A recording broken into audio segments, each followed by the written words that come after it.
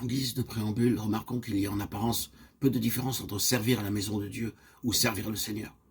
Beaucoup parmi nous font de leur mieux pour aider les frères et nous travaillons pour sauver les pécheurs et administrer les affaires de l'Église.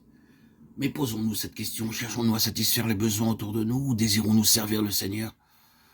Notre attention porte-t-elle sur les individus ou sur le Seigneur? Soyons francs. Travailler pour le Seigneur comporte sans aucun doute des satisfactions pour la chair. Vous pouvez trouver cela très intéressant et vous pouvez être excité en voyant la foule se rassembler pour vous écouter prêcher. Et que dire lorsque des âmes en grand nombre sont sauvées?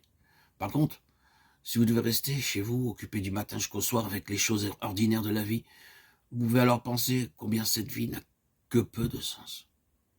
Ce serait tellement grand si je pouvais partir et servir le Seigneur.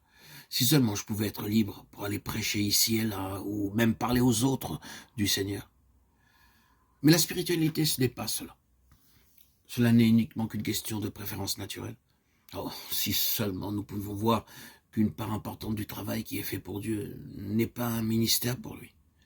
Dans sa parole, nous voyons qu'il y avait une catégorie de Lévites qui s'empressaient de servir dans le temple, sans pour autant servir le Seigneur lui-même.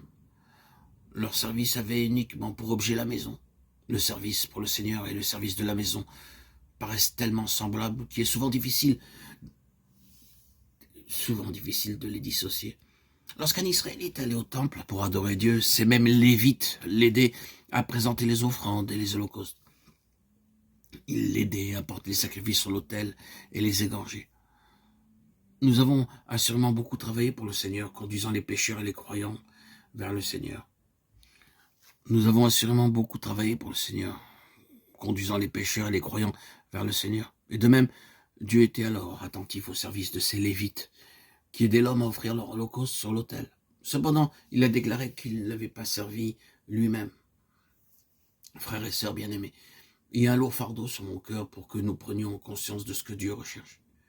Il eut des serviteurs qui le servent lui-même, ils s'approcheront de moi pour être à mon service, et se tiendront devant moi pour me présenter la graisse et le sang, Ézéchiel 44, 15. La chose que je crains, c'est que beaucoup parmi nous gagnent les pécheurs et édifient les croyants sans pour autant servir réellement le Seigneur lui-même. Beaucoup de prétendus services faits pour lui n'ont en réalité d'autre objet que nos inclinations naturelles.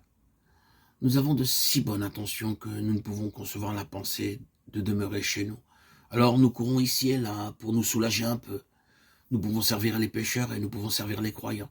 Mais en réalité, nous servons notre propre chair. Comprenons-nous réellement ce dont il s'agit lorsqu'on nous parle de servir Dieu ou de servir le temple?